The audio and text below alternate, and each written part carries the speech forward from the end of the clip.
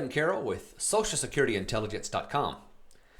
Most of the programs administered by the federal government have really complicated rules, and that can certainly seem to be the case when you're trying to figure out how in the world do they calculate Social Security benefits.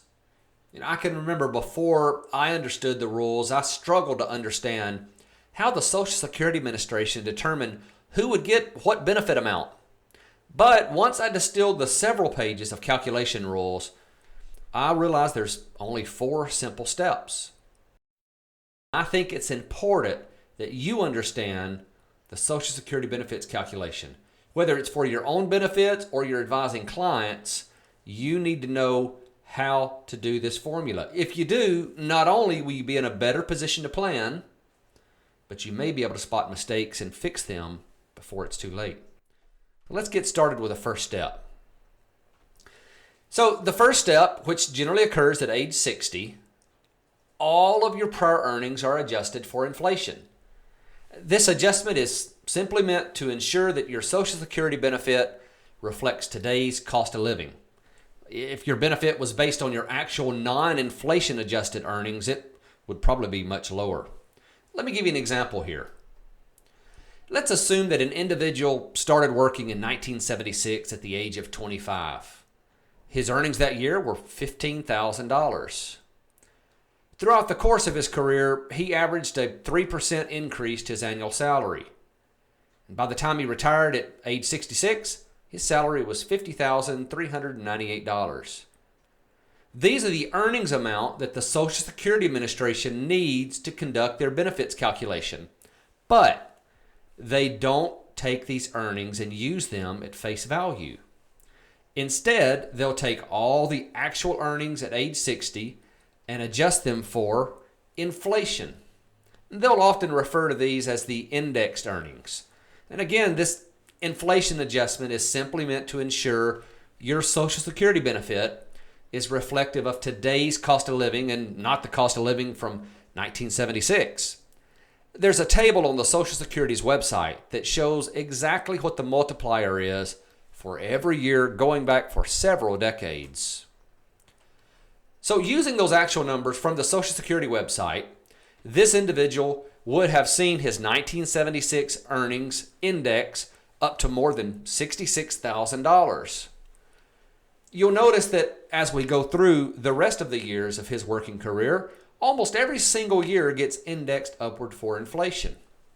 You'll also notice that earnings after age 60 do not get indexed, but instead, they're used at their face value. So it's not actual earnings, but it's these adjusted earnings, these inflation indexed earnings that are used in the first step of the calculation. So step 1 is adjust everything upwards for inflation. Once all the earnings are indexed upwards for inflation to reflect today's cost of living, it's time for step 2. The Social Security Administration wants to understand what was the average monthly inflation-adjusted earnings during an individual's working career. They refer to this as the averaged index monthly earnings. Often on the Social Security website, they'll simply refer to it by the acronym AIM. The AIM is simply the average of your monthly inflation-adjusted earnings while you're working, with one caveat. They only use 35 years of earnings. Thankfully, they'll take the highest 35 years of indexed earnings. So in this example, there were 40 years of earnings, so the years in red, which were the lowest years, would not be used as they are the lowest 5 years. What's left is the highest 35 years. From there, it's very simple. You sum up the highest 35 years. In this case, it's 1.7 million and some change. But remember, we're trying to determine what the monthly amount is. So you divide it by 420, which is the number of months in 35 years. When you do that calculation, you'll see that the averaged index monthly earnings is $4,097. Now that we know the AIM, it's time to move on to step 3. Step 3 is where the actual piaa is calculated. Now, the piaa stands for your primary insurance amount, but it's the same thing as your full retirement age benefit. To arrive at your piaa, there is a progressive formula. The aim, that's the calculation from the last step, is applied to the bend point formula to determine how much your Social Security benefit will be at your full retirement age. In this bend point formula, your aim is ran through these multipliers to determine the piaa. Now, these numbers change on an annual basis, but for 2016, the bend points that you see on the screen are correct. The first $856 of AIM is applied to the benefit amount at 90%. In the second range, between $857 and $5,157, the AIM is applied to your benefit amount at 32%. Since we used an AIM of $4,097, there is nothing left to apply in the last range. But if there was, it would be applied at 15%. The sum of these amounts is your piaa or full retirement age benefit. So in this example, the individual's full retirement age benefit would be $1,807. Now at this point, your benefit is set, but there is still one last step to determine how much you will actually receive in benefits.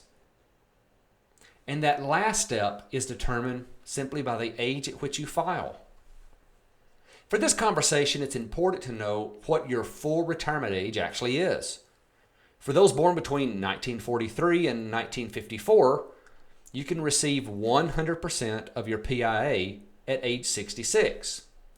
This age increases up to birth year 1960, where the full retirement age is 67.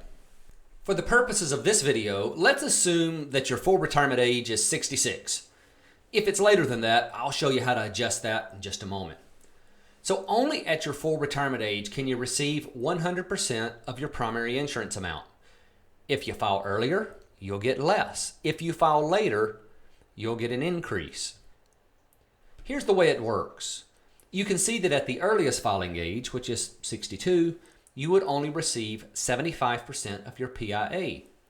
If you wait until age 70, you'll receive a 32% increase, or 8% per year.